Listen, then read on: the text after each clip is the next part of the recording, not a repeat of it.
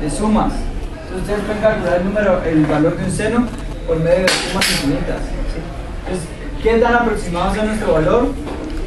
Hacemos un número finito de sumas y le damos ese valor. Derivadas integrales, series se refiere a sumatorias, o sea, sumas infinitas. Entonces todos estos involucran un error, ¿sí? Porque el mismo algoritmo que nos da la solución, nosotros no vamos a hacer todas las soluciones infinitas, sino vamos a hacer un cierto número de soluciones. Otro ejemplo, digamos, no tan matemático, medidas de longitudes o de ángulos. Depende, ¿verdad? Depende del instrumento que estemos utilizando nosotros para medir. Si yo les digo de aquí a allá hay 1.08079 metros, ¿alguien creería que estoy diciendo la verdad? No. ¿Sí? No. ¿Cómo puedo saber yo que tiene esa precisión, verdad? Entonces, tal vez aproximadamente hay un metro, pero no puedo saber si hay 1.07905 metros.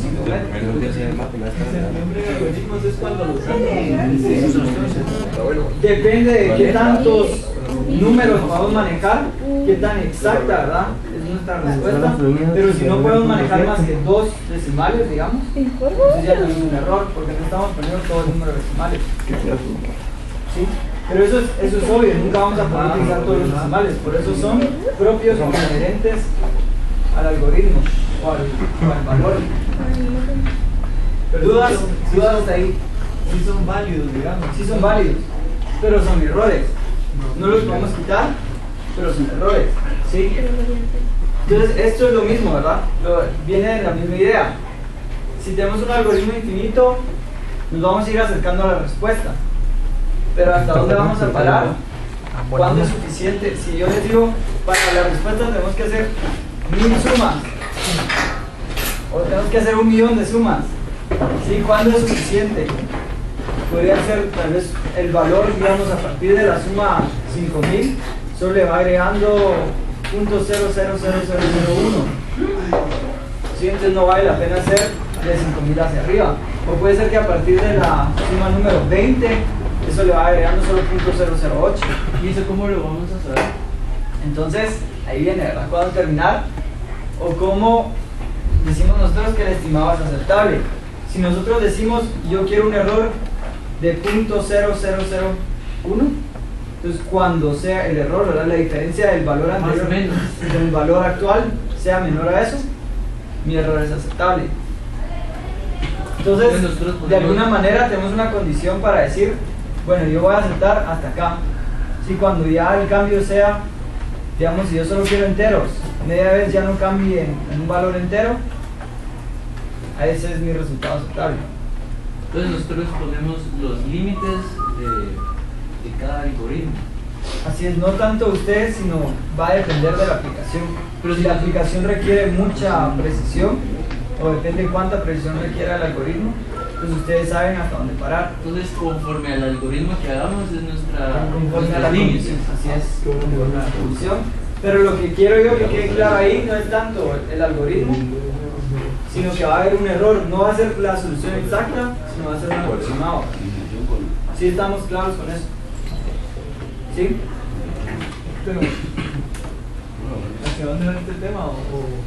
Son solo errores. Estamos viendo errores que se pueden dar en los algoritmos. Y solo yo tengo una pregunta: ¿por qué se mencionan estos ejemplos? ¿Son aplicables a los algoritmos? Pero ¿cómo? No entiendo la relación esa. ¿Cómo? Por ejemplo, si yo les pongo que tenemos una solución, ¿sí? La solución A, lo que pasa es que aquí ya nos vamos un poco matemático, ¿no? Vamos a poner, es que aquí va a empezar un poco raro esto, pero por ejemplo así, ¿sí?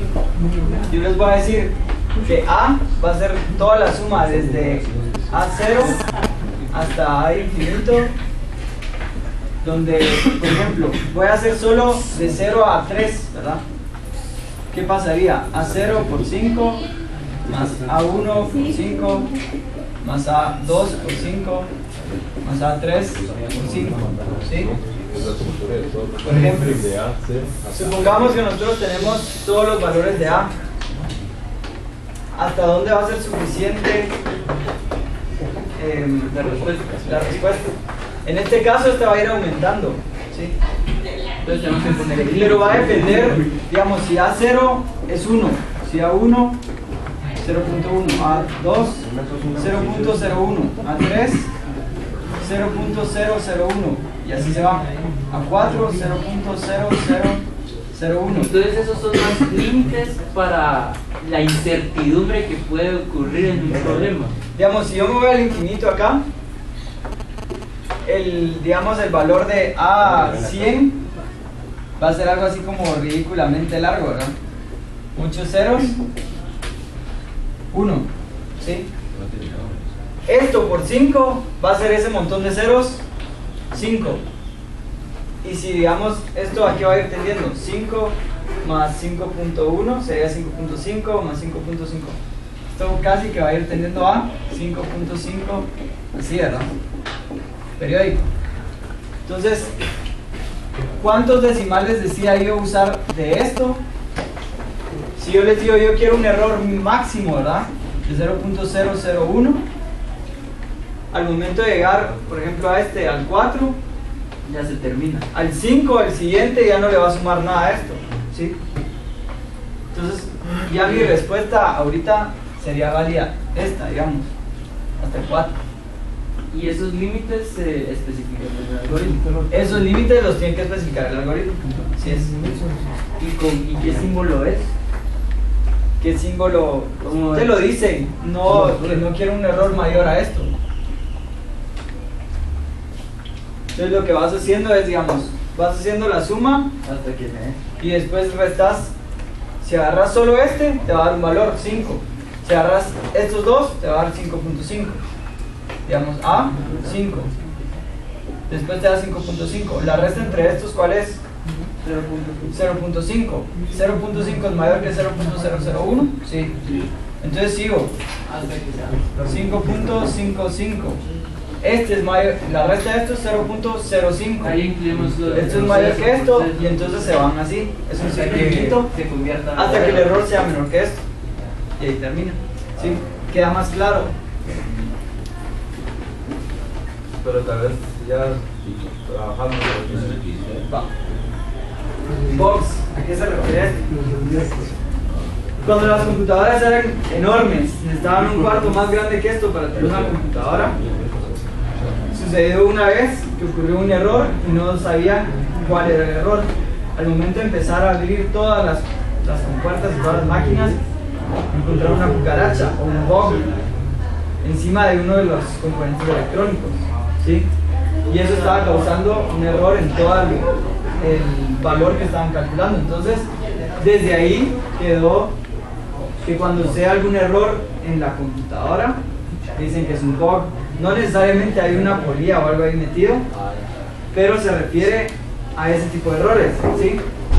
Entonces ustedes podrían ver, digamos, cuando ustedes ejecutan un programa, les podrían salir algunos mensajes como estos. Se han ejecutado 300.000 pasos, ¿verdad? Sin errores. O de los 57.682 pasos que ejecuté, 57.673 fueron sin errores. El resto tiene algún error, ¿sí? Esto casi siempre se da en bajo nivel y nosotros no nos vamos a dar cuenta, simplemente va a suceder, ¿sí? ¿Cómo se corrige? Él mismo se da cuenta de que está teniendo algún error, que la respuesta no es la correcta porque tiene alguna comprobación y lo cambia, ¿sí? Vuelve a pedir el dato, vuelve a hacer la operación hasta que le dé algo correcto. Pero entonces es problema de procesamiento, no algo físico. El problema de esto puede ser porque llegó mal un valor, puede ser porque cambió la temperatura y eso causó algún error, puede ser por un montón de razones. O sea que la máquina también se equivoca. La máquina también se equivoca. Ese es el mensaje. Y luego los otros dos son más fáciles, errores por truncamiento. Vamos a ir que queremos dar un valor infinito con un valor finito, ¿sí? Entonces Entonces ahí les pongo un ejemplo. Es el de redondeo. Ahorita regreso. Las máquinas también. ¿Está? Entonces, ¿cuál es el ejemplo? Yo quiero calcular 24 sobre 7. 24 sobre 7 es este número y tiene decimales infinitos. Si yo lo trunco a dos decimales, que es truncar, no me importa, solo agarro dos decimales y borro esto, ni siquiera lo aproximo, ¿sí? Solo le estoy quitando todos los decimales. Me quedo en 3.42. Esto significa que ahora mi número, ¿verdad?, que antes era 24 sobre 7, realmente significa 171 sobre 50, ¿sí? Le cambiamos el valor porque truncamos el número. ¿Por qué vamos a truncar el número? Porque la computadora no soporta más de dos decimales, porque nos están pidiendo solo dos decimales. Hay muchas razones, pero este es uno de los errores, ¿verdad? Truncar. Simplemente le quitamos todos los decimales a partir de ese número. Lo que usualmente hacemos es redondear. Entonces, agarrando el mismo ejemplo, redondeamos a dos decimales, es 3.43, y eso realmente es 343 sobre 100 y no 24 sobre 7. ¿Sí? Entonces, las computadoras, digamos internamente, pueden manejar precisión simple, que guardan 8 bits o 8 dígitos, digamos, 8 dígitos de números. O sea, si hacemos 24 sobre 7 va a tener 8 números después del 3. O precisión doble, que podría tener el doble de eso, 16 números. Pero tiene un límite también, no es infinito. Pero este error se podría decir que es mejor que el otro, pues. Así es. Un error más aceptable. Es un error más aceptable. Entonces, dentro de los de redondeo hay una clasificación pequeña, que son estos tres: cancelación en resta, y aquí les puse un ejemplo. Si ustedes aproximan, ¿verdad?, por ejemplo, estas restas, si ustedes las aproximan de esta manera, al momento de restar les queda 0, ¿sí? O les queda un valor totalmente distinto porque la aproximación causó un valor, digamos, la aproximación quedó con valores muy cercanos, entonces ya está afectando nuestra respuesta. Esa queda clara, cancelación por resta. Por ejemplo, yo agarro aquí 21.02, ¿sí? Pero este lo voy a aproximar a 21. Agarro 4.618, pero este lo voy a aproximar a 4.6. 4.592 y este lo va a aproximar a 4.6. Entonces, ¿qué pasó ahí? 4.6 menos 4.6 es 0. No importa porque se está multiplicando y no necesariamente esta era la respuesta correcta, ¿sí? Era 0.55. Pero eso depende de cómo aproximemos nosotros el valor. ¿Qué pasa si le damos un truncamiento, por ejemplo? Nos queda algo distinto, pero de todos modos no es el valor correcto, ¿sí? Aquí solo truncamos 4.6 y 4.5, igual acá. Estos son ejemplos, ¿no? Computaciones inestables, ¿qué se refiere a esto? Así como tenemos un algoritmo como este, ¿verdad?, que a medida que vamos aumentando va reduciendo su contribución. Decimos que este es estable porque a medida que vamos aumentando el cambio que va haciendo es más chiquito. Pero si en vez de hacerse más pequeño se empieza a ser más grande, es inestable, porque cada vez no vamos a lograr reducir el error, sino que vamos a estar haciendo el error más grande cada vez. Y luego, acumulación de muchos errores menores, digamos, tenemos sumas, restas, divisiones, y cada una tiene un error. Al momento de sumar todas esas, se suman los errores. Y eso es todo. ¿Qué podemos hacer contra esto? Contra cualquier error. Contra estos errores. Ajá. Revisar resultados versus experiencias. Siempre se me da. Te voy a quitar las animaciones.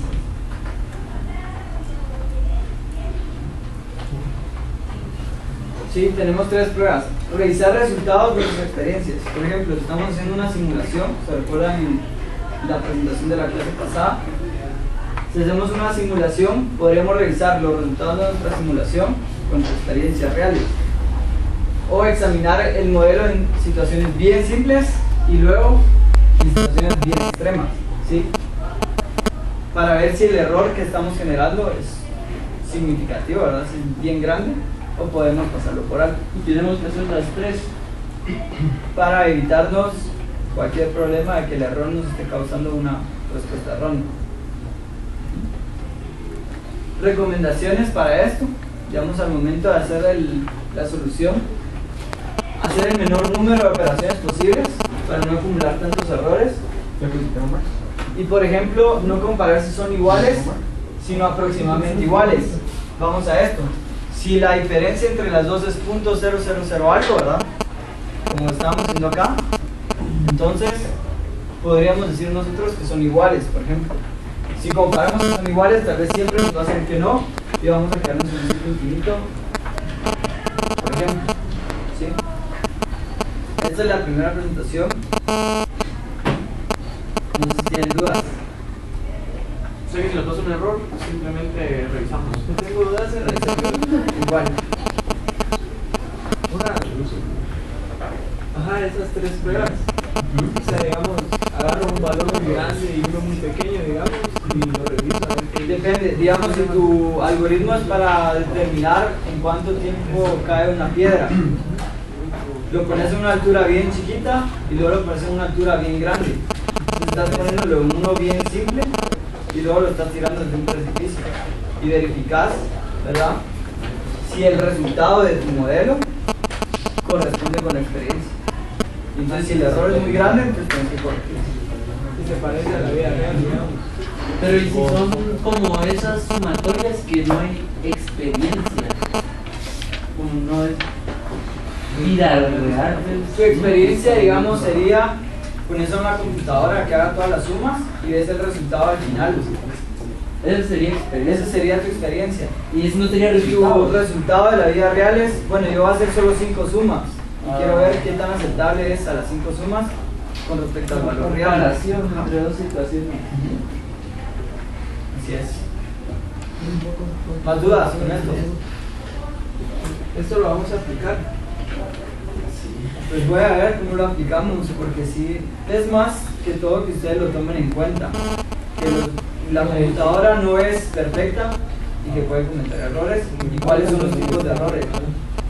Porque en Python va a suceder algunos de estos tipos. Entonces, de que ustedes lo tomen en cuenta y después no digan, es que me sale erróneo y no sé por qué. Porque están calculando bien la respuesta, pero por este tipo de errores les lleva una respuesta errónea.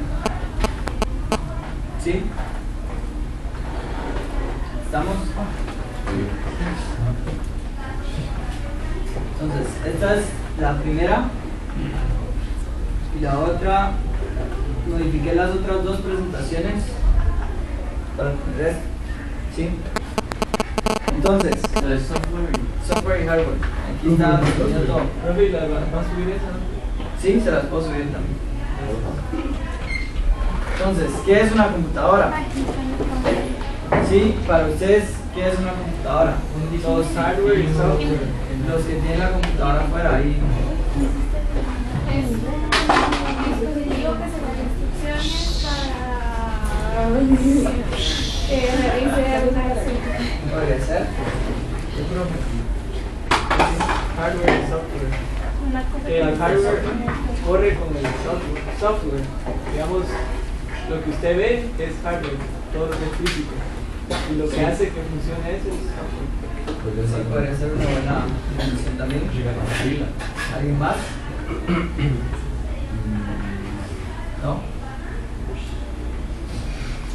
Podríamos decir, ¿verdad?, que es una máquina universal que puede adaptarse a distintas tareas. Ahí podemos hacer un montón de cosas, desde diseñar hasta hacer un simple reporte, hasta jugar, hasta un montón de cosas, ¿verdad? Ver videos, cosas bien simples. ¿Sí? Entonces, ¿qué más? Es una máquina para el tratamiento automático de la información, es decir, puede efectuar cálculos con gran rapidez, como estamos viendo. Si metemos una operación así de compleja a una computadora, tal vez nosotros nos tardamos 5 horas para hablar hasta los primeros 100 términos y la computadora calculó los primeros 100 en menos de un segundo. ¿Sí? Y puede manejar también un gran volumen de datos. Eso es definitivo. Nosotros, estoy seguro que nadie se sabe de memoria todos los archivos que tiene metidos en su computadora. Es imposible. ¿Sí? Entonces, funciones. ¿Qué funciones tiene la computadora? ¿Para qué la usan? Almacenar información. Para cualquier información. Investigar puede ser también. Por ejemplo, aceptar información del mundo exterior, un poco relacionado con la comunicación. Por ahí habían dicho procesar información. Pueden ser, ¿verdad? Simplemente aritmética. Si eso tiene una calculadora, la podemos usar. Uno muy importante, comunicar al usuario el resultado de operaciones realizadas. Esto era con los diagramas del flujo, cuando yo les decía desplegar en pantalla, es esto, ¿verdad? Comunicar al usuario el resultado de una operación. Puede ser una operación muy simple o puede ser una operación muy compleja. Y almacenar información, que era el otro que habían dicho por allá. ¿Sí? ¿Vamos claros hasta ahí? ¿Sí? Si ustedes no me dan dudas, yo sigo. Entonces, dentro de esto, podríamos diagramar que la computadora, y esto que está acá, es una computadora desarmada, pero es una computadora. Tiene unidades de entrada. ¿Sí? Vamos a meterle datos a esto. Va a tener una unidad de procesamiento central, unidad central de proceso. Esa se va a encargar, o el procesador como lo conocemos usualmente. Esa se va a encargar de procesar todo y después nos va a dar una salida. Si ustedes se dan cuenta, solo quiero que tal vez relacione esto con los diagramas de flujo. ¿Se acuerdan cuando nosotros poníamos esto aquí? ¿Eso qué era? Es una entrada, entonces es una unidad de entrada. Luego suceden procesos, ¿verdad? Varios procesos. Y al final tenemos salidas. ¿Sí? Cualquiera de estos dos. Y es prácticamente el diagrama de flujo. Ahí lo único que nos hace falta es un inicio y un final. Y conectar varios de estos y tenemos el diagrama de flujo. Tengo una pregunta. O sea, ¿puedes diferenciar como que entre sí, como que un i7 o un i5 y eso? Va a ser la capacidad de procesamiento. ¿Qué tantos datos puede trabajar en un mismo tiempo? Digamos, si ustedes usan una computadora de las más viejitas, de las que ni siquiera eran Core i7, sino solo eran Pentium, y les ponen a una computadora ahorita que tiene Core i5, por ejemplo, les pueden hacer lo mismo, exactamente lo mismo, corriendo los mismos programas, el mismo software, todo.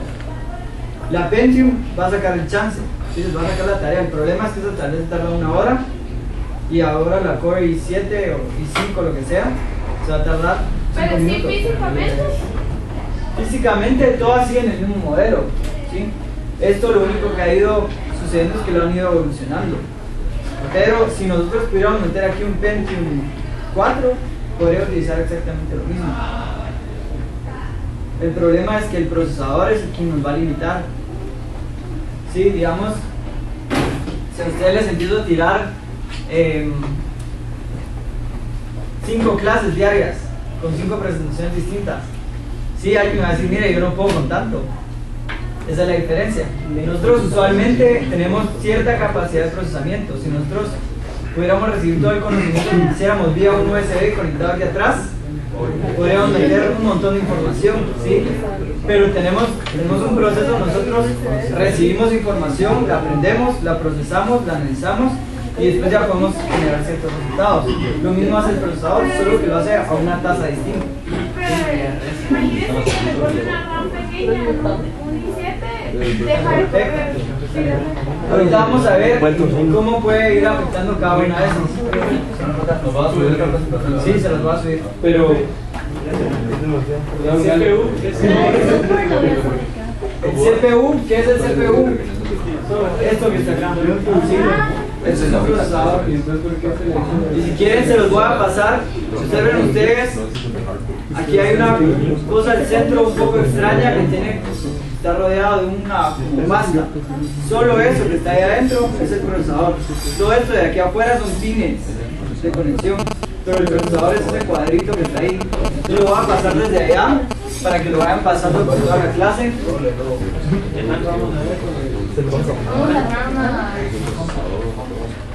El punto es terminarlo todo hoy. Entonces, esto está claro, el diagrama. Tenemos entradas, lo procesamos y con eso generamos salidas. ¿Sí? Entonces, unidades de entrada. ¿Qué son las unidades de entrada? Bien sencillo. ¿Sí? No, digamos, nosotros no podemos hablarle a la computadora, ¿verdad? ¿Está claro? No podemos escribirle encima de la pantalla. Algunas sí, ¿verdad? ¿Alguien de aquí conoce las palmas? Sí. Pero usted tomaría. Pueden tener un graffiti, ¿verdad? Es medio que escriben y más o menos lo reconocen. Pero no todas las computadoras usualmente tienen esta capacidad. Eso ya no es como. Eso ya viene. Sí, o sea, sí, Sí, yo creo que ya no lo estoy haciendo mucho porque ya los smartphones ya lo dejaron. Pero usted tomaría un iPad como una computadora. Sí, puede definirse como una computadora. Incluso, depende de la definición, podríamos un celular dependiendo como la computadora. Sí. Ahorita vamos a seguir con eso. Entonces, ¿cuáles son los dispositivos de entrada? Sí. Ahorita les voy a poner. Sí, son todos aquellos periféricos o elementos que se conectan a la computadora que permiten ingresar información. Eso es lo más importante. Pero si ustedes quieren, yo lo termino acá y ustedes van a revisar la presentación. ¿Sí? Ustedes están hablando demasiado. Yo estoy dando la presentación esperando que ustedes traigan dudas. Pero si no, solo voy pasando y pregunto dudas y aquí termina la clase. ¿Sí? Todo lo que sea para ingresar información van a ser dispositivos de entrada. ¿Cuáles? Y aquí hay varios, ¿verdad? Micrófono, varios joysticks. Por ejemplo, ahí tenemos unidad de CD, mouse, teclado, todos esos son unidades de entrada. ¿Sí? Cámara web también. ¿Estamos claros ahí? sí. Unidades de salida es exactamente lo mismo. Pantallas, impresoras. ¿Qué más se les ocurre? Bocinas, ¿verdad? Sonido es también un dispositivo de salida. Entonces, plotter también puede ser un ejemplo. Por ejemplo, es una impresora es una salida impresa y una pantalla no necesariamente está impresa, ¿verdad? Pero aquí hay también un montón de ejemplos de dispositivos de salida. Si la camionera es un dispositivo de salida, bocinas, impresora, pantalla, ¿sí? También tenemos dispositivos de salida y entrada. ¿Cuáles se les ocurren? Pantalla táctil. Escáner, pero ¿cómo sacaría el escáner? El escáner sería uno de entrada, más que todo. ¿Una impresora escáner? Impresora escáner podría ser. Pantalla táctil. Hay uno que usan ustedes todo el tiempo. Entrada y salida. Sí. Eso lo usan todo el tiempo. Pero es entrada y salida. Los routers. Pueden entrar datos. Profe, ¿por qué un router? Porque el router ustedes le pueden enviar datos, como el router les puede enviar los datos de regreso. ¿Sí? Los DVDs también, un modem. ¿Sí? La conexión a una pantalla externa, ¿no sería? No, porque la pantalla solo le envía datos, pero la pantalla no te va a regresar datos. A menos que sea táctil. ¿Sí estamos claros con eso? Si nosotros podemos enviar y recibir datos, es de los dos. Si solo podemos enviar o solo podemos recibir, depende de la clasificación. Todo lo que tenga que ver con la computadora, digamos, se puede, o sea, físicamente se puede relacionar con entrada o salida, o sea, ya sea de almacenamiento. Así es, puede ser entrada o salida. Por ejemplo, esto que está acá, estos son piezas de una laptop. ¿Sí? Esto que está acá es donde ustedes conectan el micrófono, audífonos. Los voy a pasar para que ustedes lo vean. Esto que ustedes miran acá es la tarjeta de red inalámbrica. ¿Sí? Con esto ustedes se conectan en wireless. Eso es una antena. Con este pedacito. Este otro es la conexión USB. Y ahí pueden ver ustedes el puerto. Esto es el mouse, y si ustedes se ven el mouse, se dan cuenta, lo único que está enviando es a través de esos 4 cablecitos, ¿sí? Se los dejo ahí. Otro interesante, este que ustedes ven acá, este chiquito, este es un módulo de Bluetooth, ¿sí? Con esto se conectan ustedes a Bluetooth. Es lo que dan los celulares. El celular lleva uno similar o más pequeño, tal vez puede ser similar. Y esto, yo creo que esto ya no lo usaron ustedes. Ah, sí, eso a veces se metía una tarjeta, ¿verdad? El internet. Para internet. Ajá. Es exactamente esto. Si ustedes lo observan bien, lo único que controla toda la tarjeta de internet es esta parte verde y el resto solo es como el estuche, ¿verdad? Para que entre bien la tarjeta. Y esto es el control, ¿verdad? Aquí encendían ustedes la laptop y aquí está el volumen, play y todo esto. Y si ustedes lo ven por acá abajo, lo único que está controlando es este pedacito verde. El resto son cables y botones. ¿De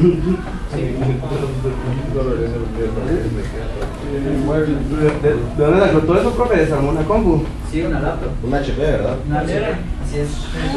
Un HP de modelo. 34. Como la Dispositivos de almacenamiento de información. ¿Sí? ¿Qué vamos a tener ahí? Discos duros, ¿verdad? El disco duro por dentro es así como lo ven ustedes allá. A la que va la Un CD solo que es duro. No tengo uno afuera, bien ancho. Tengo uno afuera, pero voy a ver si les consigo uno para la próxima clase y se las traigo, así ustedes lo pueden ver. Los DVDs, CDs, el USB también es un dispositivo almacenamiento. El disquete también podría haber sido uno. Memoria flash es exactamente lo mismo que en estos. Ahorita vamos a ir. Profe, ¿por qué existen los USB 2.0 y 3.0? O sea, ¿qué diferencia La tienen? diferencia es la transferencia de datos. ¿Qué es más rápido? Es más rápido. El 1.0, digamos, voy a decir un ejemplo. Puede transmitir 1000 bits por segundo. El 2.0, 2000 bits por segundo y el 3.0, 3000 bits por segundo. No necesariamente van en ese orden, porque puede ser que el 1 es 1000 bits, el 2 ya puede ser 5000 bits, el 3 puede ser 10000 bits, por ejemplo.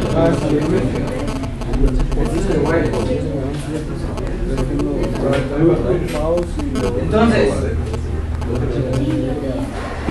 ¿qué tipos de memoria tiene esta computadora? ¿Sí? Tiene RAM, ROM y también tiene otra que podemos ver nosotros como la BIOS. ¿Ustedes han escuchado la BIOS? ¿No? Ustedes se van a dar cuenta aquí, esto tiene un espacio como para una batería de reloj, ¿sí? Y eso se comunica a uno de estos chips negros, ¿sí? Ahí se van a guardar toda la información como es la fecha, configuración inicial de la computadora. Si ustedes apagan la computadora y la vuelven a encender, se van a dar cuenta que hasta abajo dice BIOS y sale una barrita encendiendo, ¿sí? Los que tienen computadora lo pueden probar. Si no se han fijado en eso, y les dice algo así como press F12. Ah, pero era pantalla negra o azul. Eso que están viendo ahí es la configuración del BIOS, ¿sí? Es un chip chiquito, es otro tipo de memoria. Entonces, RAM significa Random Access Memory. ¿Para qué nos va a servir? Va a ser almacenamiento secundario. ¿A qué se refiere eso? ¿Quieren les puedo pasar estos? Si ustedes lo quieren revisar, pasamos de la idea. Son dos computadoras distintas, pero tienen exactamente todas lo mismo. Entonces, almacenamiento secundario. ¿Para qué nos va a servir la RAM? ¿Qué pasa cuando ustedes abren Word? Por ejemplo, Es para rapidez, ¿no? cuando ustedes abren Word, sale cargando. O sea, lo que está haciendo ahí es agarra la RAM y le va a pasar todas las instrucciones y la va a cargar en la RAM. ¿Por qué la carga en la RAM? Porque el disco duro, ¿verdad? El hard drive es muy lento para leer. La RAM es mucho más rápida. Entonces, almacena menos, tiene un límite, digamos. Entonces lo que hacen ustedes es, ahorita voy a usar este programa, cárguelo ahí, porque lo voy a estar utilizando. cuando ustedes cierran Word, se libera otra vez el espacio. Por eso si ustedes abren Word, PowerPoint, Excel, empiezan a ver se empieza a volver lenta. ¿Por qué? No tiene mucha memoria RAM, ¿no? Porque tiene un límite. Entonces si ustedes agarran, digamos, ustedes tienen 1 GB de RAM y Word utiliza 500 megabytes. Después viene, o la mitad, ¿verdad? Agarran la mitad de esa RAM. Después ustedes agarran Excel y agarran la otra mitad. Y después ustedes abren PowerPoint, entonces le dicen, mire, ahorita no estoy usando Excel. Entonces voy a quitar todo eso de ahí, lo voy a guardar por otro lado implica el disco duro, y voy a cargar PowerPoint a la RAM. Cuando ustedes vienen, entonces dejan de usar PowerPoint y se cambian a Excel, dice, momento, usted no está usando Word, lo voy a quitar Word, voy a jalar del disco duro Excel y lo voy a cargar ahí. Entonces ese proceso en donde empieza a cambiar porque ya no tiene más RAM disponible es lo que la vuelve lenta y se queda procesando un montón porque está haciendo ese cambio. Está agarrando lo que está en la RAM, lo guarda en el disco duro y lo que está en el disco duro lo está pasando a la RAM otra vez. Cuando uno está trabajando en un programa, la máquina no lo va guardando de una vez, ¿verdad? No, esto se queda en la RAM. Si ustedes están trabajando y no lo han guardado, y si se va la luz y su batería ya no servía, ahí se perdió. ¿Sí? La RAM se le llama memoria volátil, ¿sí? Por ese mismo sentido. Más adelante creo que tengo más información sobre esto. Pero Luis Fernando, cuando uno a veces se le va la luz, se le apaga, a veces guarda los archivos ahí. Ajá, recuperación. Porque lo guarda como un temporal. Pero sí, es la RAM, ¿no? Eso no, eso lo guarda Word, digamos, porque se dio cuenta que eso sucedía usualmente. Pero lo que hace es guardarlo en un lugar X. Él decide dónde lo guarda, en el disco duro. Y hay una carpeta temporal, entonces cuando uno se pone a liberar espacio en el disco duro, lo que hace es todos esos datos temporales los borra. Sí, porque no necesariamente ustedes los van a usar siempre. Tal vez nunca se les fue la luz y guardó un montón de versiones temporales de los archivos y eso está ocupando espacio en el disco.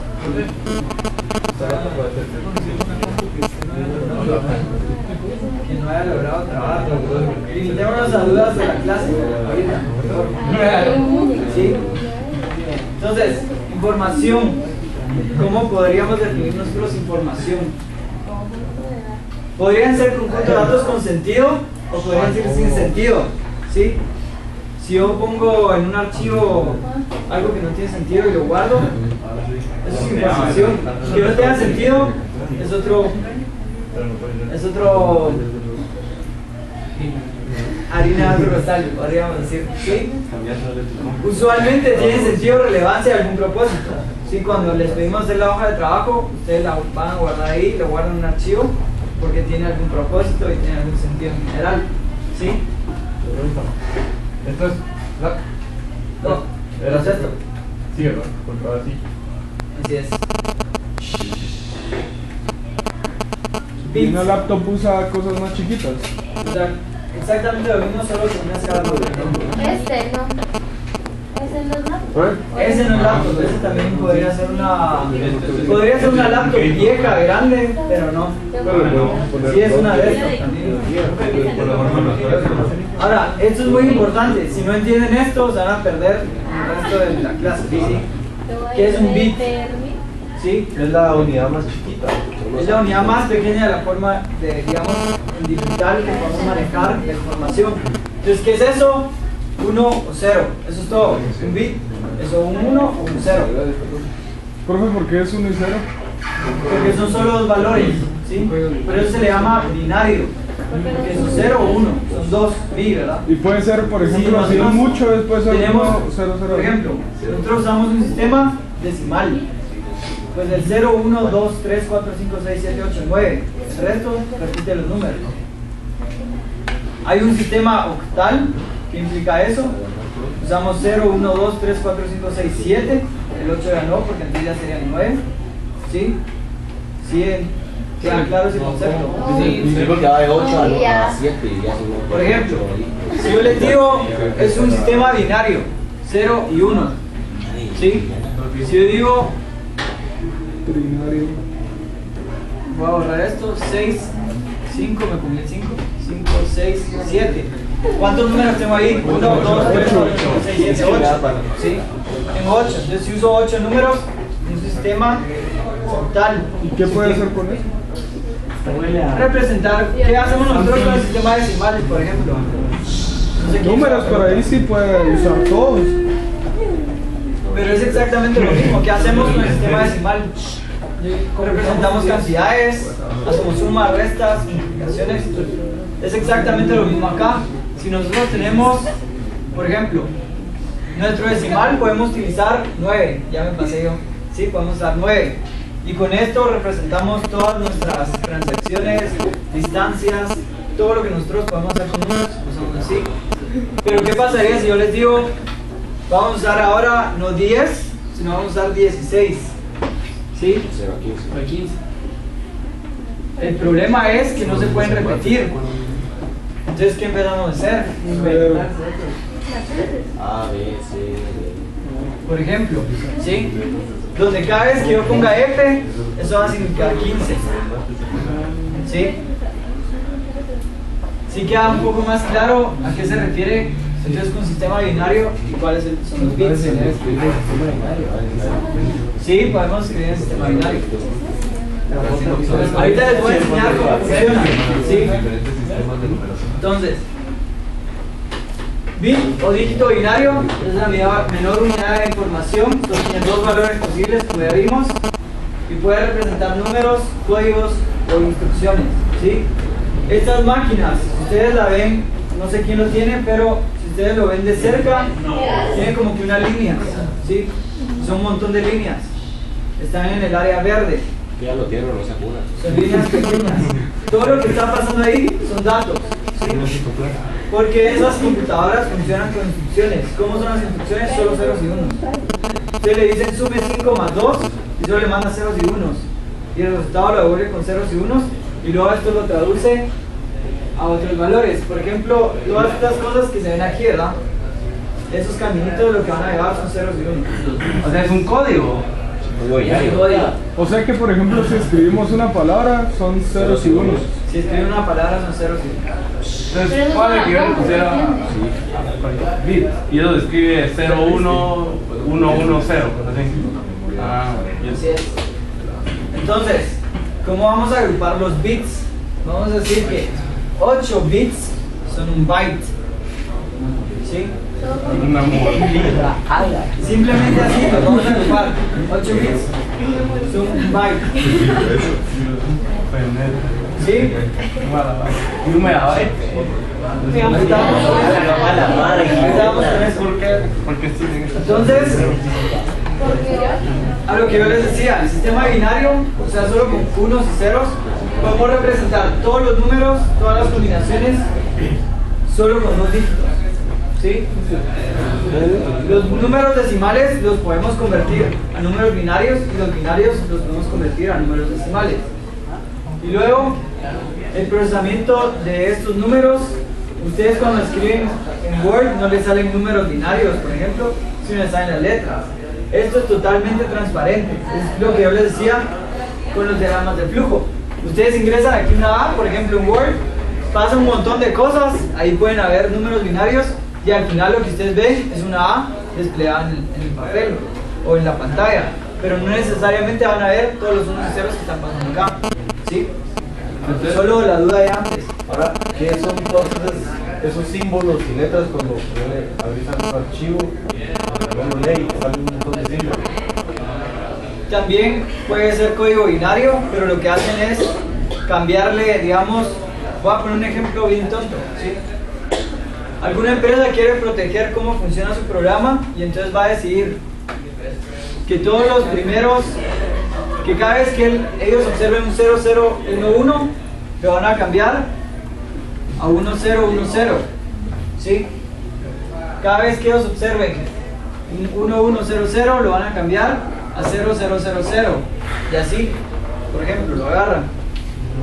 Y entonces, al momento de que el procesador de texto quiere interpretar, le salen símbolos extraños porque no logra decodificar cómo es esto. Y ahorita vamos a ver a qué me refiero con los símbolos extraños. Y entre el código binario y que salga una letra, me imagino que hay como que un filtro, hay una parte. Hay algo que nos dice, con estos números binarios tenemos esta letra. ¿Han escuchado ustedes lo que se llama el código ASCII? Es que se me están adelantando, pero de una vez lo comentamos. Código ASCII. Sí. Cuando ustedes les dicen, es que no me sale la arroba en el teclado, les dicen, Pachal 64. ¿Sí? 64 es el código ASCII para la arroba. ¿Sí? Y ahorita vamos a ver. 64, y eso está en sistema hexadecimal. No está en sistema ni decimal, ni binario, ni octal, por ejemplo. ¿Sí? Entonces ustedes se dan cuenta, ustedes han utilizado los sistemas sin necesariamente darse cuenta. ¿Sí? No quiero ahorita que aprendamos los sistemas, solo que se den cuenta de que no los usan y no se han dado cuenta realmente. ¿Sí? Entonces todos esos procesos ni nos damos cuenta de que está sucediendo dentro de la computadora, nosotros solo lo usamos. ¿Sí? Para eso es rapidísimo. ¿Sí? Ahorita vamos.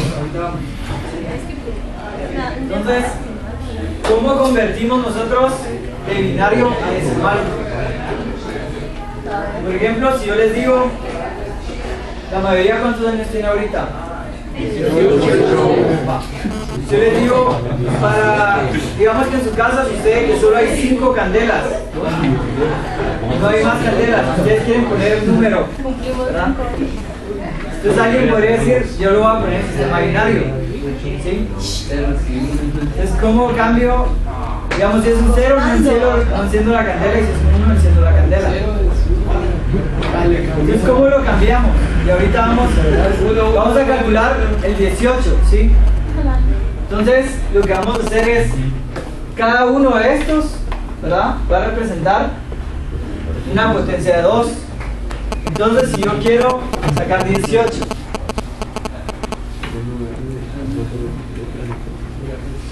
solo para que quede bien claro, por ejemplo, 2 a la 0 es 1, 2 a la 1, 2, 2 a la 2, 4, 2 a la 3, 8, 2 a la 4, 16. Y ahorita olvidémonos de esto. Si nosotros queremos sumar 18, tendríamos que poner 16 más 2, ¿sí? Quiere decir, ¿de qué lado se lee? Ahorita vamos, si yo pongo 2, ¿cuál dijimos que era 16? 2 a la 4, ¿sí? Entonces lo voy a poner así, 2 a la 3, 2 a la 2, 2 a la 1 y 2 a la 0. Esto es de referencia. Ahorita voy a poner los números que significan 16, 8, 4, 2 y 1. Yo quiero que sea el número 18, entonces le voy a decir, voy a sumar 16 más 2. El resto no los quiero sumar. ¿Sí? ¿Sí? ¿Ya entendieron cómo lo suman a solo van a sumar los que quieren agarrar. Si yo quiero sumar 3, solo quiero ver si me entienden. Yo quiero sumar 3. ¿Cómo suma 3?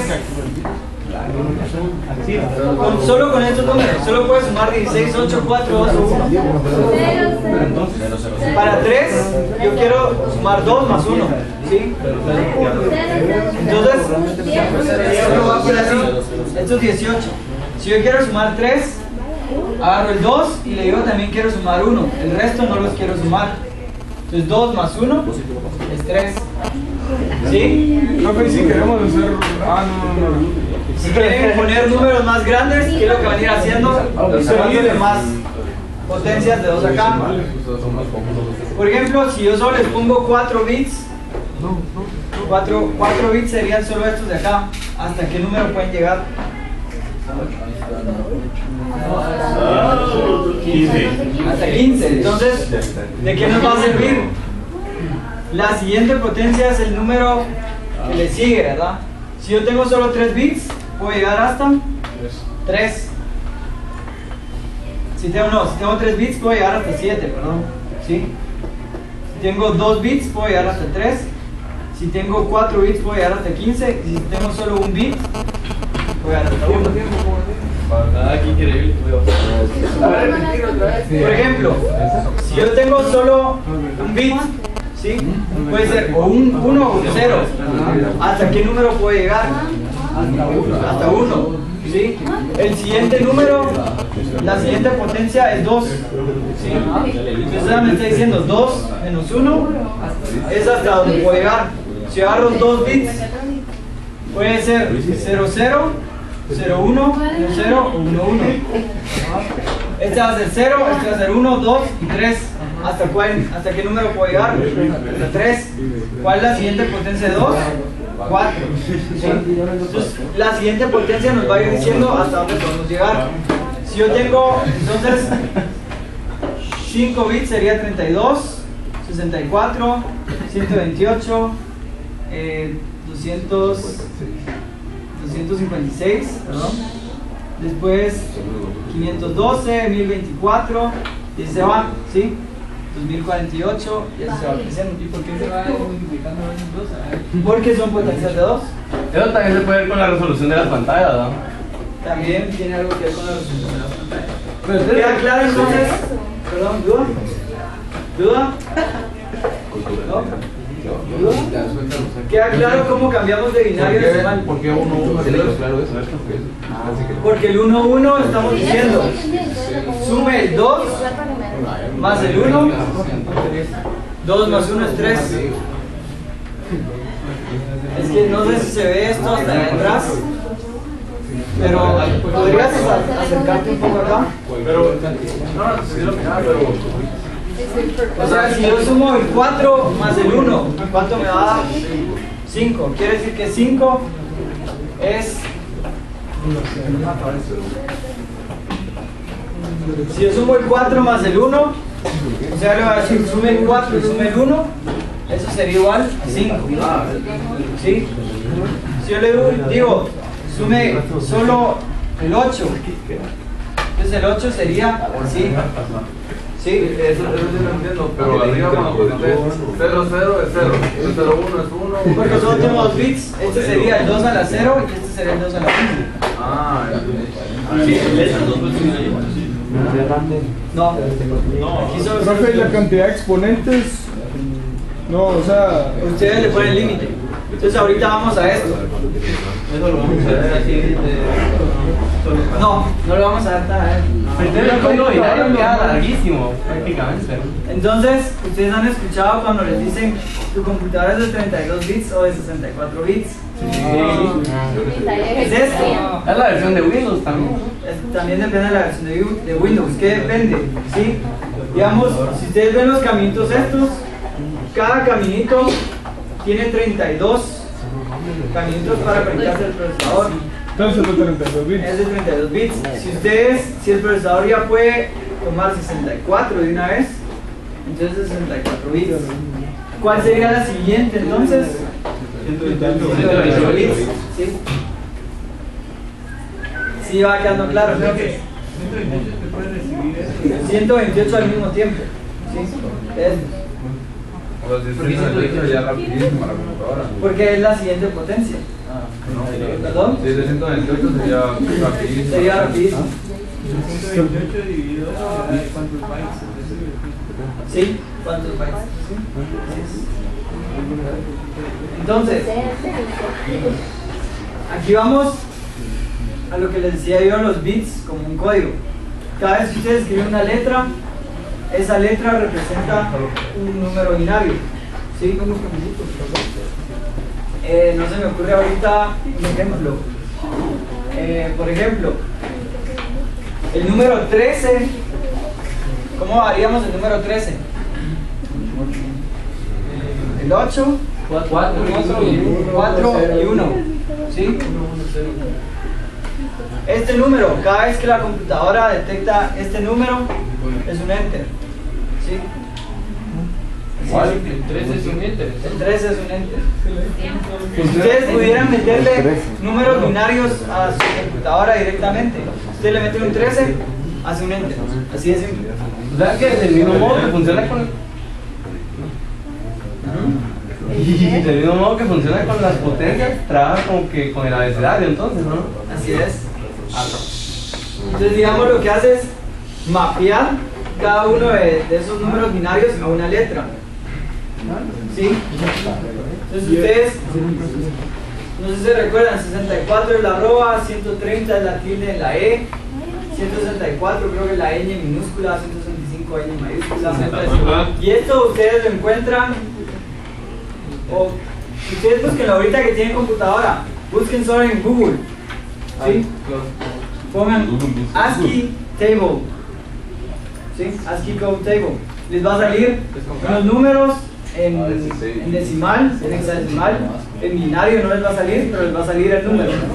Este representa tal letra, este. Y hay para minúsculas, digamos todas las letras minúsculas, letras mayúsculas, y hay símbolos extraños. Ajá, así lo quité, ¿verdad? Ahí están, ASC y I.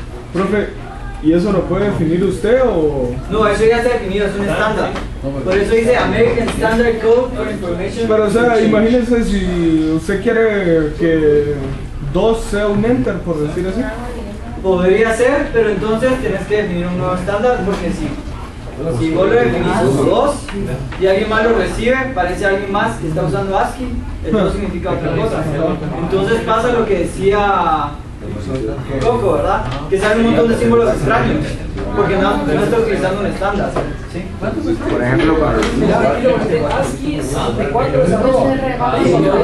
Están todos los códigos de ASCII. Así es. Si ese código lo tienen todas las computadoras, todos los aparatos electrónicos. Todos los aparatos, no necesariamente todos los aparatos electrónicos, las computadoras sí, Hasta las Mac. porque están procesando texto. Ajá. Entonces ahora viene una pregunta. ¿Qué pasa? ¿Todas usan ASCII? No necesariamente. Existe otro estándar que se llama Unicode, porque el ASCII tiene un límite, ¿sí? No tiene para todos los caracteres. Y entonces viene Unicode y dice, mire, yo voy a soportar 65.000 caracteres. ¿Qué caracteres entran ahí? Caracteres no solo digamos con letras, sino también podrían entrar ya los caracteres chinos, los japoneses, todos, ¿sí? Letras Bueno, ahí está en el ASCII. Ahí está en el ASCII, código ASCII. Busquen ustedes código ASCII, ya que tienen computadora ahí lo pueden buscar. ¿Cómo se la ocupa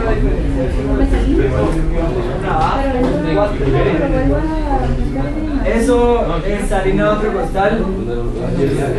Eso se ve en un curso de electrónica. Si te interesa, podrías llevar total. ¿Cuál es? Se llama microcontroladores. ¿Alguien les puede preguntar? Estamos bien con esto. Entonces, aquí vamos a lo que ustedes decían. Si un byte van a ser 8 bits. Si yo agarro 1000 bytes, eso va a ser un kilobyte. Si agarro 1 millón de bytes, va a ser un megabyte. Si agarro 1 billón de bytes, va a ser un gigabyte. O si voy agarrando, por ejemplo, para ser exactos, la clasificación es 1024 bytes es un kilobyte, 1024 kilobytes es un megabyte, 1024 megabytes es un gigabyte y 1024 gigabytes es un terabyte. ¿Alguien sabe qué sigue después del terabyte? 1024 terabytes, ¿cuántos son? Ah, no, ese es... Venta, ¿no? Venta. No, nano es pequeño. Profe, existe el nanobyte. Búsquenlo en Google. Petabyte. Un petabyte, así es. Punto. Queda clara entonces la clasificación. ¿Sí? Es lo que puede almacenar. Es lo que puede almacenar. Si alguien les dice, es que mi disco duro tiene capacidad de 1 terabyte, implica que puede almacenar 1024 gigabytes. ¿Sí? ¿No han visto ustedes discos duros de terabyte? Sí, pero ahora ya son chiquititos. Carísimo. A la era. En canciones, ¿cómo se escucha sonido? Pero vamos, mire, si quieren, solo sigamos con la presentación porque ya se nos va a acabar el tiempo. Y después nos quedamos con dudas bien puntuales de todas estas inquietudes que tienen ustedes. ¿Sí? Finalmente, CPU. ¿Sí? Entonces, esa es la unidad central del proceso, lo que ya les había dicho. ¿Sí? Usualmente cuando en CPU nosotros pensamos en una computadora en sí, pero el CPU es solo esto. ¿Sí? ¿Y por qué generalmente conocemos al CPU como todo? Porque así quedó, digamos, cuando empezaron a decir, bueno, si el CPU lo veían de manera abstracta, o sea, de manera grande, desde fuera, sin necesariamente comprender todo esto. Pues imagínense si ustedes le dicen, miren, el CPU es esto, esto se conecta a través de esto y se conecta con periféricos y aquí, se hacen bolas, ¿sí? Entonces mejor se queda como CPU, es eso, que hace un montón de cosas, no queremos saber qué tiene adentro. Ahorita empiezan ustedes entonces a ver qué es lo que realmente tiene adentro. Entonces eso es como el cerebro, ¿verdad? Si ustedes le quitan esto a una computadora, es como que le quitan un cerebro. Y si Ahí metemos, está el cuerpo, pero ya no funciona. profe, y si le quitamos eso a una computadora y se la metemos a otra, Siempre y cuando sea compatible, funciona. Este está bueno. Si el problema es que la motherboard se murió, ustedes se lo ponen a otra motherboard y es compatible con esto, va a funcionar. Entonces estamos claros con eso. ¿Qué tal esa cosa? La motherboard es todo esto, ¿sí? La motherboard es donde está puesto todos los componentes. A esto se le llama motherboard. Y la motherboard tiene el procesador, han escuchado ustedes, por ejemplo, la tarjeta de video, tiene la tarjeta de sonido, tiene la RAM, tiene la ROM, tiene la BIOS, tiene todo esto, y todo esto está dentro de un mismo lugar que se llama la motherboard. Esto que ustedes ven acá es una motherboard, pero ya con todo, ya tiene todo puesto. Si le quitáramos todo, entonces la motherboard está, pero no tiene nada puesto. Entonces, eso se produce la mayoría de los cálculos, ¿verdad? Y ahorita vamos a irnos un paso más adentro de qué va a suceder aquí, ¿verdad? ¿Qué tienen adentro? Entonces, ¿cuál es la función del procesador? Se encarga de interpretar y realizar las instrucciones que se le dan a la computadora, así como controlar el funcionamiento general de todo el equipo, ¿sí? Ustedes, por ejemplo, le mandan una cadena, algo así, ¿verdad? Le mandan un montón de ceros y unos. Y por ejemplo, esto le va a decir a la computadora, esto es una suma. ¿Suma de qué? Si ustedes agarran otro montón de números acá. Esto es un número en binario, ¿verdad? Y esto es otro número en binario, ¿sí? Le dicen sume este más este y guárdelo. O sea, el procesador. En otro lugar.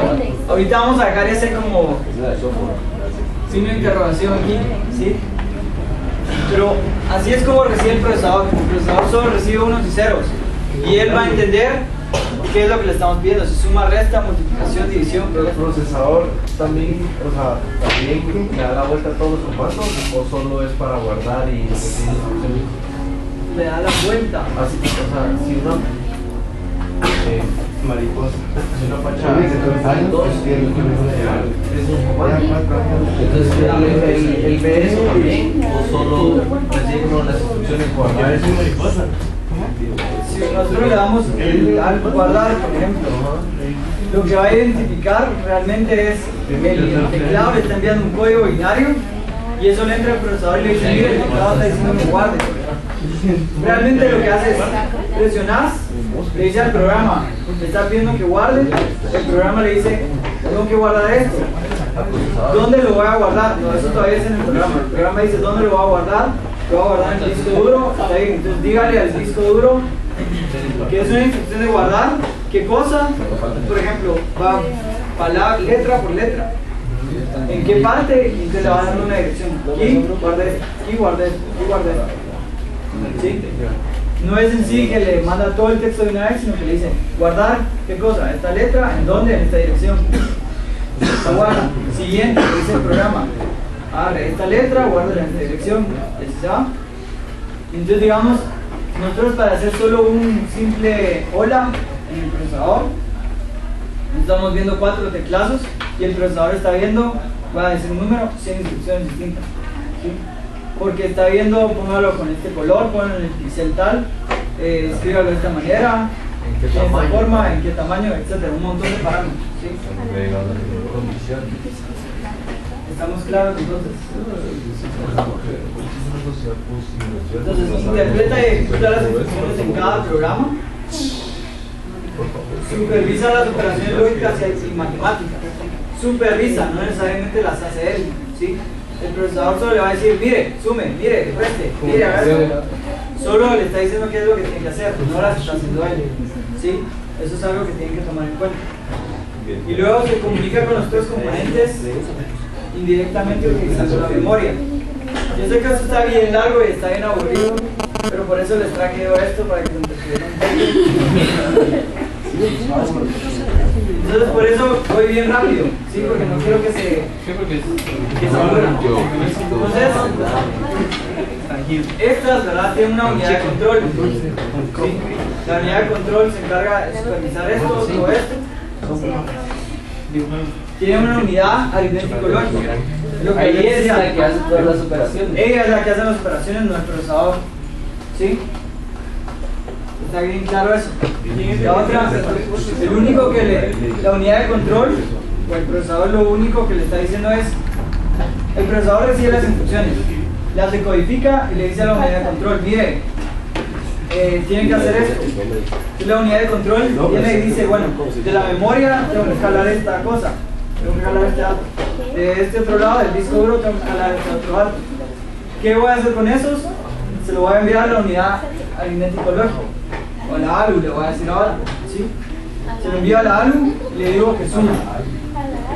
Y después eso me saca un dato y eso otra vez se lo envía a la unidad de control. Y la unidad de control dice, yo le voy a mandar al procesador que guarde este dato en tal lugar. ¿Y la ALU dónde está? Es un chip pequeño que también está aquí. Es la más pequeña. ¿Sí? El procesador dice que haga todo bien,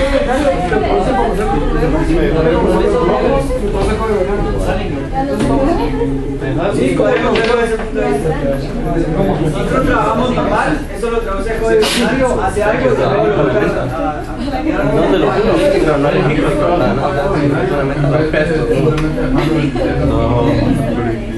Porque, digamos, ¿por qué? Eso es una buena pregunta. ¿Escucharon la pregunta que hizo aquí Donald? Sí. ¿Podrías volver a preguntar? Por favor. ¿Para qué la cambia el código binario si no la deja simplemente en las palabras como uno lo pone? Porque es la única manera que se puede interpretar, en que la compu puede interpretar todas. Sí, pero eso es por diseño. Sí, pero no. El problema es, imagínense que nosotros tuviéramos, con el código binario solo tenemos dos opciones, o 0 o 1. Pero ¿qué pasaría si por cada bit nosotros tenemos o 0 o 0.5 o 1 o 1.1? Más opciones. O sea, si tenemos más opciones, entonces se vuelve más complejo el problema. Entonces lo que hicieron ellos fue, bueno, ¿cuál es el más fácil que podemos hacer y que de todos modos pueda representar a todo lo que nosotros hacemos en binario? 0 o 1 y no hay pierde. Aunque sean más como dígitos, por decirlo así. Es más porque la compu sea lo más, hace, pero humanamente no es. Hola. Aunque eso represente hacer un montón de instrucciones en binario, es mucho más fácil tener ya puesto cuáles son tus instrucciones y qué cosas puedes hacer y qué no. Pero solo con instrucciones 0 1 que tener, bueno, si pone hola, puede ser esto, puede ser este, o puede ser también el otro. Entonces el problema es que se expande demasiado y se vuelve muy complejo. Cualquier número en el sistema binario. Entonces, registros, ¿sí? ¿Ustedes han escuchado los registros? No. ¿No? ¿Qué pasa? Cuando nosotros estamos, bueno, nosotros no, cuando el procesador está ejecutando una instrucción, necesita a veces un espacio así chiquito, ¿verdad? A veces nosotros, digamos, estamos haciendo una suma y decimos, para esta suma me dio 15, a esto le tengo que sumar 20. Pero eso no lo estamos escribiendo en ningún lugar, nosotros porque tenemos memoria y podemos guardarlo temporalmente. No se nos va a quedar el 15 grabado todo el día, o es un ejemplo tal vez un poco vago, pero voy a poner así. Si yo les pongo esta suma, ¿sí? Y les digo sumen todo esto, ¿sí? Entonces ustedes empiezan, digamos, 0 más 5 más 5 más 6, ¿verdad? Dicen 21. Llevo 2. Este 2, ustedes lo pueden escribir acá. Pero ¿qué pasa? El procesador solo dice, esto me dio 1 y el 2 lo tengo que guardar en otro lugar. ¿Dónde lo va a ir a guardar? En un registro. Entonces eso lo van a usar para un montón de cosas. Si son de uso general, pueden usar esto para tener ahí residuos, para tener lo que quiera el procesador, ¿sí? Memoria cache, ¿sí? ¿Qué pasa con la memoria cache? Si ustedes casi, voy a poner un ejemplo, casi siempre en algunas de sus instrucciones les toca sumar 1 más 1, ¿sí? Digamos de las 1000 instrucciones que hacen, 500 era sumar 1 más 1, entonces lo que hace la memoria cache es mantener, en vez de estar siempre diciendo al procesador sume a la ALU, ¿verdad? Sume 1 más 1, en la memoria cache dice 1 más 1 es 2. Entonces solo dice, bueno, 1 más 1 es 2, no tengo que ir a la ALU. La cache me dice, hey, eso es 2, ya no lo mandes, ya no hagas ese proceso. ¿Sí? Un estilo es para acelerar, es como se llama las cookies que se utilizan un estilo similar, las que ya le guarda el correo, la contraseña, una para que uno no lo tenga que volver a escribir. Una pregunta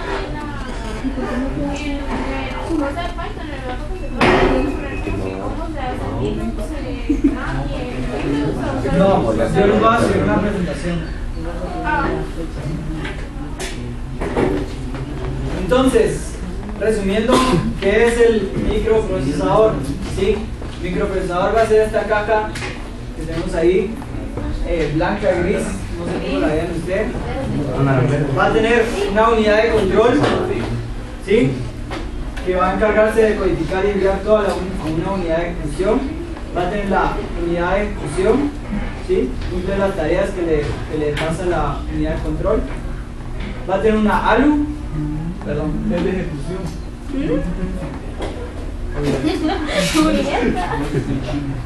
Está la unidad de control, ejecución, la ALU. Pero algo es de ejecución. Esa es la que ejecuta las sumas, restas, multiplicaciones, todo esto, ¿sí? ¿Sí? Podría tener, por ejemplo, ahorita voy a poner otra más, algo tan especializado como esto, ¿sí? Una unidad de punto flotante. ¿Por qué? Cuando trabajamos puntos decimales, eso ya se pueden trabajar a 3 en binarios, pero el problema es que ustedes ya no solo se limitan a 2 a la 0, sino que empiezan entonces con 2 a la menos 1, 2 a la menos 2, 2 a la menos 3, y ahí se va, y es otro gran relajo. ¿Sí? Entonces como esto se le complica, imagínense, si a nosotros ya ahorita tenemos así demasiada información, imagínense el procesador que tiene que estarlo haciendo a cada rato. Entonces lo que hace es, mire, mejor contrato a alguien más, ¿verdad? A una unidad de punto flotante a que se encargue de todos esos procesos. ¿Sí? Ustedes pueden, por eso es que hay una tarjeta de video, porque entonces todo lo que es referente a video va para la tarjeta de audio, todo lo que es respecto a audio va a la tarjeta. ¿Han escuchado ustedes, por ejemplo, en el Xbox, PlayStation y todo esto? Dicen que ahora tiene un procesador de física. Sí. Física son todos los modelos de física que ustedes van a ver en física 1 o física 2. Entonces, para todos los movimientos que impliquen algo de física, ¿verdad? De modelos físicos, se va a hacer procesador de física. Entonces, lo que hacen es intentar dejarle menos trabajo a todo el procesador y que pueda ir delegando las tareas. Y que el procesador solo diga, hacer esto, hacer lo otro, hacer esto, ¿sí? ¿Sí? Entonces, también tiene una unidad que administra los buses, ¿verdad? Si solo tenemos un bus, tenemos que decir ahorita va a salir información para tal lado, que los demás no escriban nada, ¿sí? Es como una calle. Entonces no se puede ir. Si los dos escriben, funciona. Sí, y hay un error. ¿Cómo así? Porque es un bus, ahí Son las líneas donde va. por ejemplo, lo voy a dibujar acá, ¿sí? ¿Qué pasa si nosotros tenemos un chip aquí? ¿Sí? Este es el chip 1 y tenemos otro chip acá.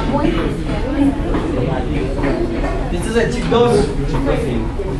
Vamos a decir que hay 3 chips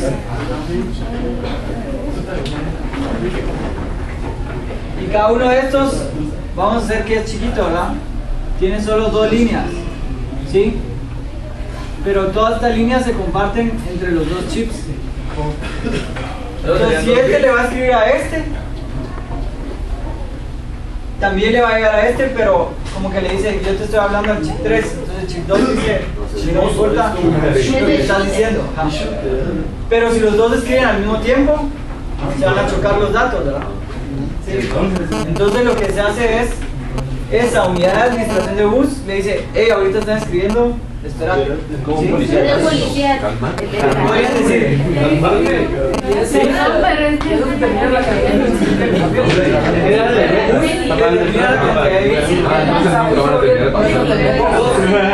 si yo pongo ahí 32, entonces serían 32 bits. Si pongo 64 carriles, serían 64 bits. ¿Sí? Entonces,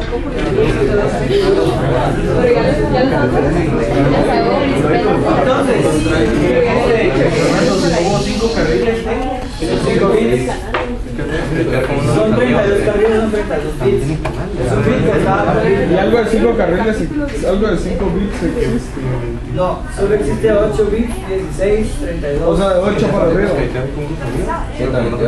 Había uno de 4 también, pero no lo tenía. Ese no. había de 4 carriles. 404, ¿verdad? Después estaba el set. Por ejemplo, ¿ustedes alguna vez jugaron con el Game Boy? Sí. Va, ese tenía un Z80, se llama dentro. Es un procesador de 8 bits. Entonces, solo quiero seguir con este, vamos a terminar. Ya queda bien un poquito. Entonces, hay memoria cache, nivel 1, nivel 2. ¿Por qué? Porque hay algunas que se repiten más que otras y simplemente las multiplican por niveles. No voy a entrar a más detalle en ese. Entonces, yendo a esto de memoria, voy a ir bien rápido aquí. ¿Sí? Memoria RAM, es la que habíamos dicho, La que se apaga la luz. es la que tiene todos los programas. Memoria Random Access Memory. Eso significa Random Access Memory. Esa es la que ejecuta los programas. Ahora, ¿qué pasa con ROM? Es Read Only Memory. Entonces ahí solo podemos leer y escribir una vez. En la RAM podemos escribir 1000 veces. ¿Qué significa? Se elimina cuando se apaga. Se elimina cuando se apaga. La ROM no se elimina cuando se apaga. Si usted la apaga, se apagó, pero no importa. Pero cuando lo vuelven a encender, ahí sigue la información, porque solo se puede escribir una vez y pueden leer infinitas veces. O sea, cuando guardamos los archivos, ahí se guardan.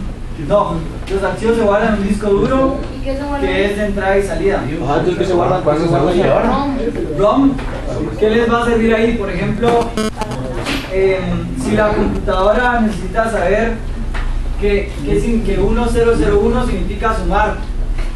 Por ejemplo, eso no es así, pero digamos que podría tener su tabla, decir, bueno, 1001 es sumar, 101 es restar, y así se va.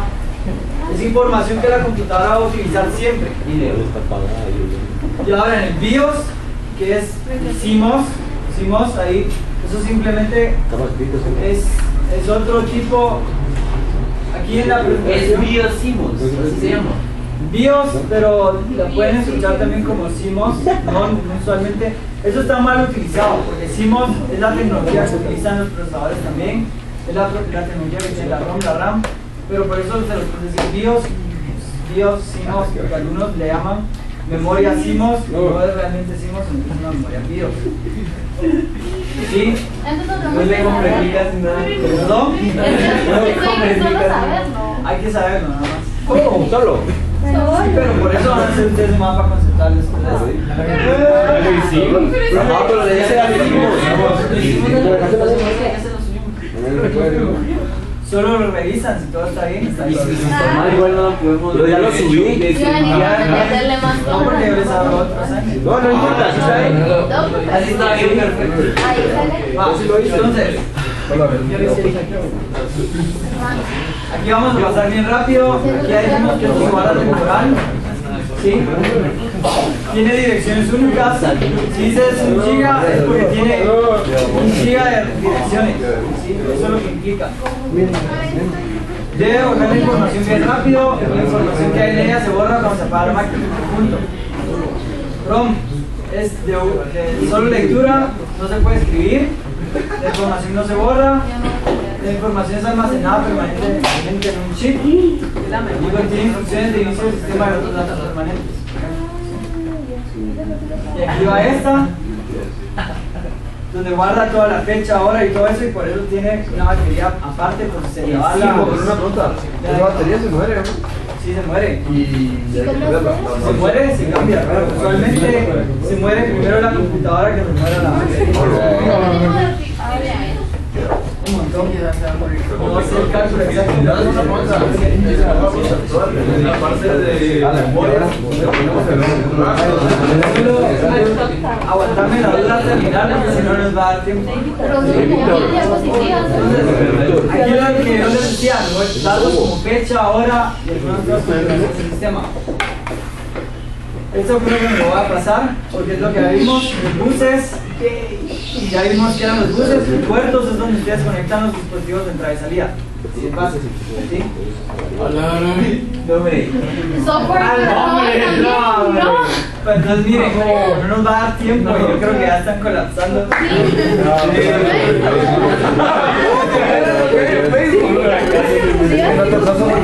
La otra clase necesitamos ver qué es la introducción en Python, ¿sí?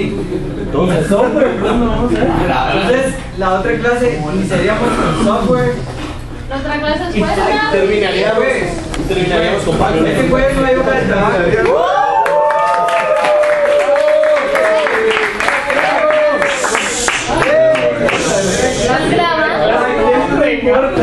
Hay clase y el jueves les entrego la guía para el proyecto número 1. Los grupos. ¿Perdón? Profe, yo no quiero ver.